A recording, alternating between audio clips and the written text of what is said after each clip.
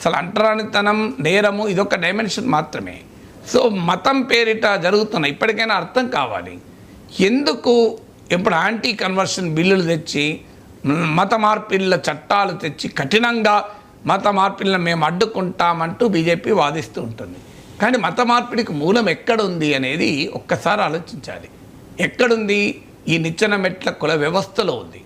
ఈ దుర్మార్గమైన అగ్రకుల దురహంకారంలో ఉంది. నీవు నీ హిందువు అయినా దళితుడైతే నువ్వు ముట్టుకోవు, దళితుడైతే గుడిలోకి రానియవు. కానీ అతను ఇస్లాంలోకో క్రిస్టియన్లోకో కన్వర్ట్ అయితే క్యాబయ్యా అంటావు. మరి నీ తోటి హిందువును గౌరవించలేనప్పుడు, వారు నీ తోటి హిందువును నువ్వు మనిషిగానే గుర్తించడానికి సిద్ధపడినప్పుడు ఇక మత మార్పిళ్లకు ఎవరు ఎంకరేజ్ చేస్తున్నట్లు? మత మార్పిళ్లకు కారణం ఏంటి అనేది అర్థం కావాలి. ఇవాళ ఇతర మతాల్లోకి వెళ్ళిన హిందువులు ఎవరు అని మీరు తీయండి.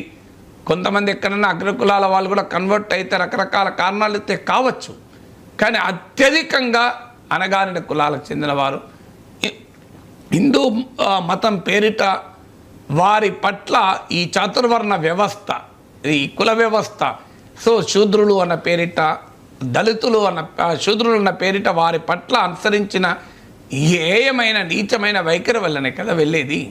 దీనికి ఇప్పటికైనా హిందూ ధర్మాన్ని కాపాడాలి అంటే హిందూ మతంలో సమానత్వాన్ని తీసుకురాకుండా హిందూ ధర్మాన్ని కాపాడడం సాధ్యం కాదు. హిందూ ధర్మంలో మేము అగ్రకుల ఛాందసవాదాన్ని నిలబెడతాం, మేము అగ్రకులాల ఆహార అలవాట్లే అందరు ఆహార అలవాట్లే కావాలి, వెజిటేరియనే ఉండాలి అని ఈ మధ్యకాలంలో కార్యక్రమం. మధ్యప్రదేశ్లో అయితే ప్రభుత్వ స్కీల్ అయిన మధ్యాహ్న భోజన పథకంలో ఎగ్గు తీసేశారు. ఈ దేశంలో 90% మంది ప్రజలు, ఈవెన్ అగ్రకులాల్లో కూడా అనేక మంది నాన్ వెజిటేరియన్స్. అంటే మెజారిటీ ప్రజల ఆహార అలవాట్లను కొద్దిమంది ఆహార అలవాట్లు నిర్ణయిస్తాయి అనే స్థాయికి ప్రపంచమంతా ఎగ్ న్యూట్రిషన్ అంటుంటే మీరు మధ్యప్రదేశ్లో మధ్యాహ్న భోజన పథకం నుంచి ఎగ్ తీశారు. నేనేమి నాన్ వెజ్ ప్రమోట్ చేస్తున్నాను కాదు, నేను నాన్ వెజ్ తినను, నేను I'm a strict vegetarian, egg కూడా తినను నేను ఐ స్ట్రిక్ట్ వెజిటేరియన్. కానీ నా ఆహార అలవాట్లు అందరు ఆహార అలవాట్లు ఉండాలని కోరుకోవడం